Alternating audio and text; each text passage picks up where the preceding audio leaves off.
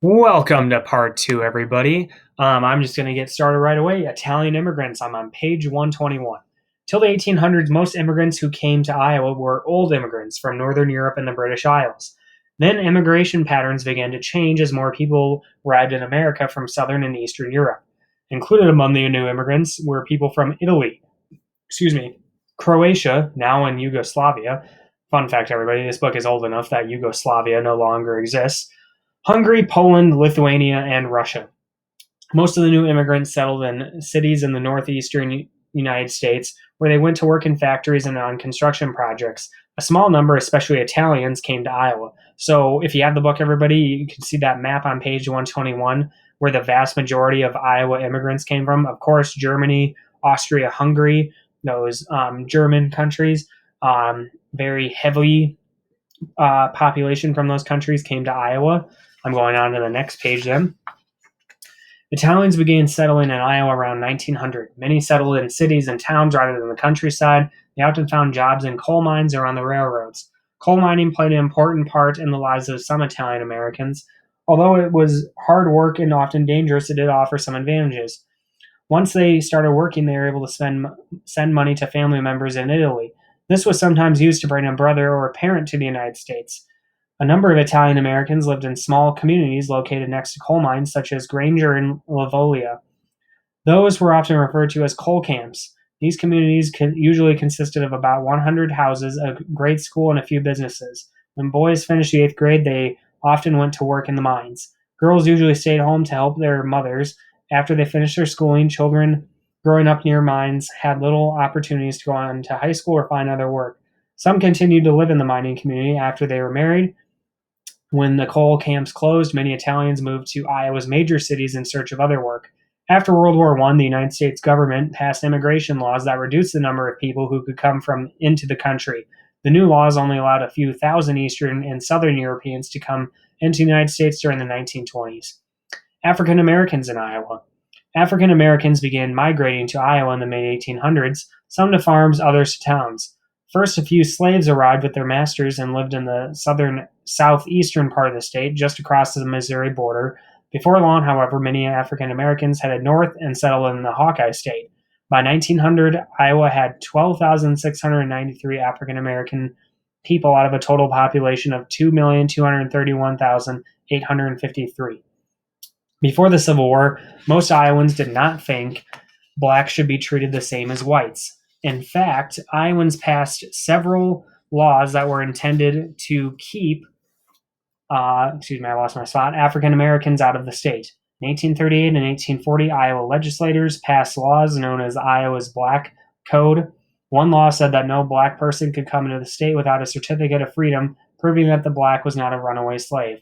Another law said blacks and whites could not marry. At that time, black men could not vote or serve in the state legislature, and black children could not attend public schools.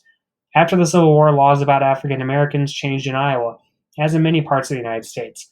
Black men were given the right to vote and to serve in the Iowa state legislature.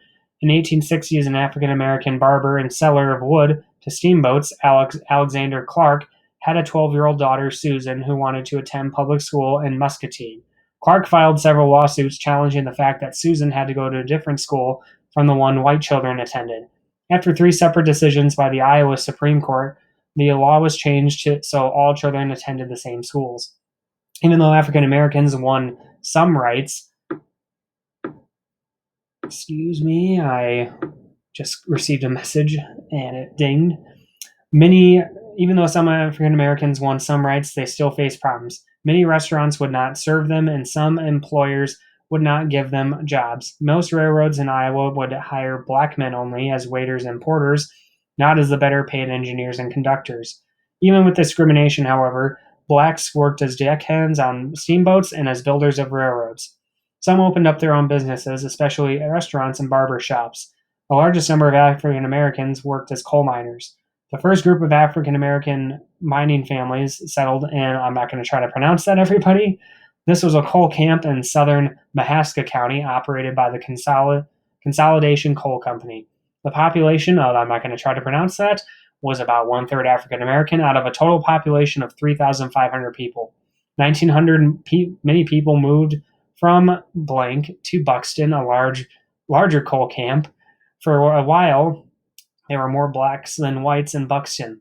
African American African Americans worked as coal miners, but many owned businesses or were professional people. When Buxton closed down, many African Americans stayed in Iowa, but others moved out of the state. Likewise, the Italians, those who stayed, moved to Des Moines, Waterloo, and Cedar Rapids, where they took jobs in factories, stores, meat packing plants, and private homes. Others became prominent professionals: doctors, lawyers, teachers, newspaper editors, and clergymen. African American people soon discovered that living in Des Moines or Waterloo was very different from living in Buxton. In Buxton, everyone had been treated alike. In the other cities, African Americans often had trouble finding jobs and places to live. Sometimes they could not eat in certain restaurants or shop in certain stores. African Americans who moved to Waterloo sometimes were called terrible names because they were black. One African American, Valletta Fields, moved to Waterloo in the 1920s. She had graduated from the University of Iowa, where she studied to be a teacher. In Waterloo, she could not find a teaching job because they hired only white teachers.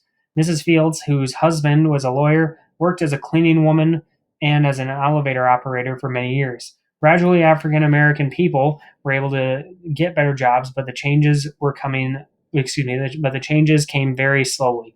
Valletta Fields' mother, Mrs. Minnie London, was a school teacher in Buxton. Years later, she wrote Memories of the Town. And I'm not going to read all this for everybody, but I'm just going to read the opening section, and you're welcome to read the rest of it if you want to. But in the early spring of 1891, I went as a bride to what was once old, not going to try to pronounce it, an Indian name that was derived from a nearby creek, meaning, I was told, hard to cross. It was a mining camp 5 or 6 miles from Oskaloosa, the county seat. The camp, as it was called, had formerly been inhabited by white miners. When they went on to strike the Chicago and Northwestern Coal Company, who owned the mines, brought in colored, an old term for African Americans, miners and their families from Staunton, Charlottesville, and from other towns in Virginia. These colored men knew nothing of mining, but they were taught coal mining by men hired by the company. Besides the colored people, there were also a good number of Swedes. 9 years later, Minnie London moved to another mining town. The new camp was named Buxton after the superintendent of the mines. It attracted many people from the various towns and cities of Illinois, Ohio, Kentucky, and Missouri, and in fact, everywhere. I am sure I am safe in saying that when the town Buxton was at its height, no other town in Iowa could boast so many professional and business people of their own group. Doctors, lawyers, teachers, druggists, pharmacists, undertaking, postmaster, justice of the peace, constables, clerks, members of the school board were all there. Among business ventures in Buxton that stand out in my memory are Louis Reesby with his hamburger and hot dog stand across from the company store and in front of the YMCA. His comical manner of crying his wares would attract passers-by who would stop and listen to him, then find themselves thrusting their hands into their pockets and saying, "A hot dog, please." Yes, Buxton had a newspaper too, namely the Buxton Advocate. It was a weekly, edited and owned by R.B. Montgomery. The YMCA was a large 3-story structure built diagonally across from the company store. It was built expressly for the colored miners, and when they seemed reluctant to take advantage of the opportunity, the soup indicated that he would turn it over to the white people. Our people, after reconsideration, pledged cooperation.